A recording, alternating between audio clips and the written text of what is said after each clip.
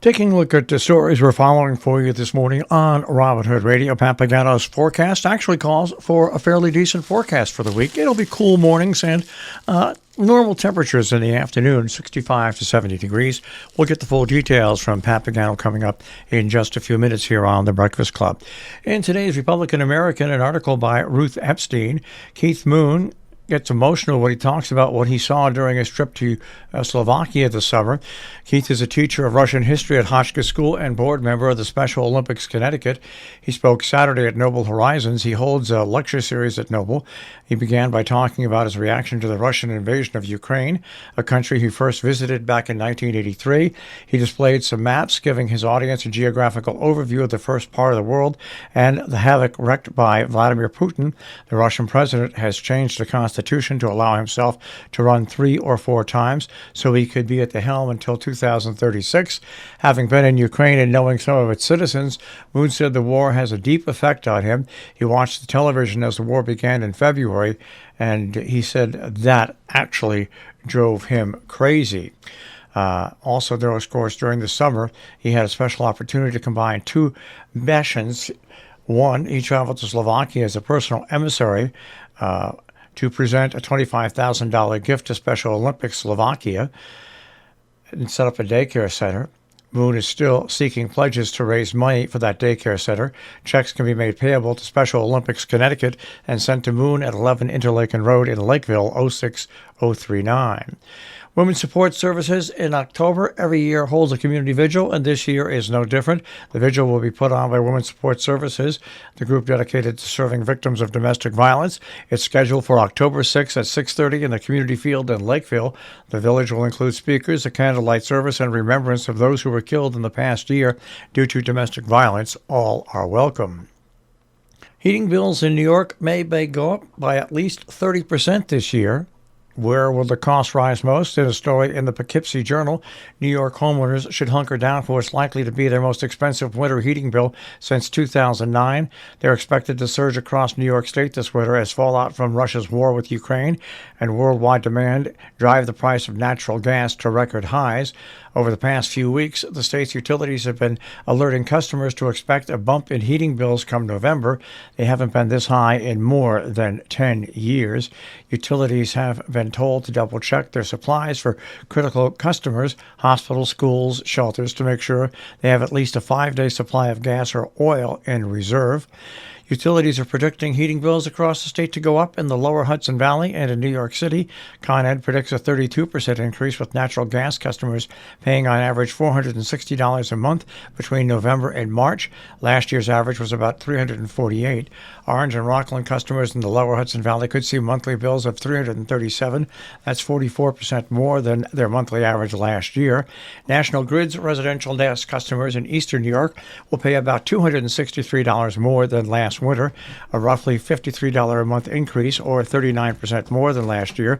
Predictions for Central Hudson, NYSEG, and Rochester Gas and Electric were not immediately available at press time.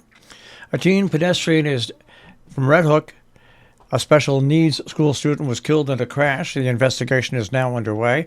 A 14-year-old pedestrian fatally struck by a truck on Route 9 in Claremont early on Friday was a resident of the DeVoe, New York school in Red Hook, according to Christine Buttengig, the director of public information at the Justice Center for People with Special Needs.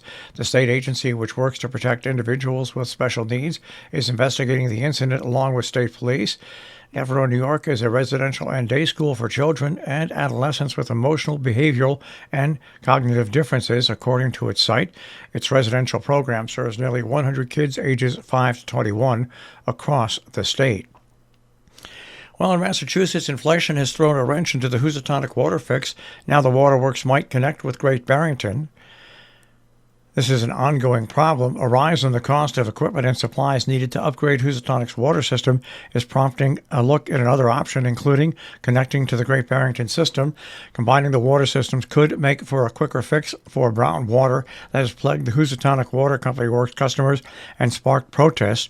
Instead of drawing water from Long Pond, the source of manganese that discolors water, supplies would come from Housatonic from Great Barrington, and it is a possibility that is on the table, but the costs appear to be almost prohibitive at this point. Housatonic's old iron mains can still hold manganese, the culprit, and would have to eventually be replaced to avoid future bouts of brown water. Town ownership would make low-interest loans and grants available. An estimate by the town had pegged water company's value at about $5.9 million, as is. Residents struggling with the shades of manganese-tinted water during a particularly bad summer, along with other problems, have ratcheted up pressure on the waterworks, the town regulators, and now state officials. Taking a look at some meetings going on today in our area in Falls Village. A town meeting will be held at 7 p.m. at the Falls Village Volunteer Fire Department on Route 7. Also today at 7 o'clock, Region 1 ABC Committee has a meeting. That is also Zoom-wise. Upcoming Sharon Hospital Community Roundtables tomorrow at 4 p.m. at the Scoville Memorial Library at the Wardale Community Room in Salisbury. Wednesday, October 5th at 6 p.m. at the Northeast Millerton Library Annex in Millerton. Now, Save Sharon Hospital also has planned a rally to Save Sharon Hospital on Sunday, October 16th at 2 p.m. on the Sharon Town Green. Our business brief is underwritten by Morgan's at the Interlaken, interlakenin.com. You'll find daily dinner specials. You'll find also a regular menu and a tapas menu, interlakenin.com, on Facebook also, and also on Instagram, and by Salisbury Bank, salisburybank.com. Dow Jones Industrial Average is at 29,134.99, the S&P 500 at 3647.29, and the NASDAQ starts off the day at 10,829.50. We'll take a look at that tri-state forecast.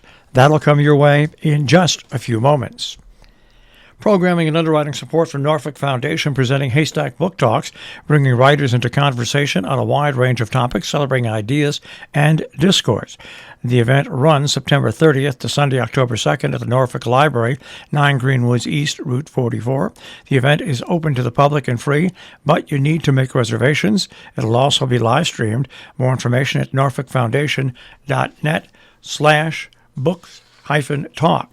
Berkshire Mountain Distillers on South Main Street in Sheffield, they present a live concert every Saturday with singer-songwriters through October 29th, 2:30 to 4:30 at the Distillery Pavilion. No fee, rain or shine.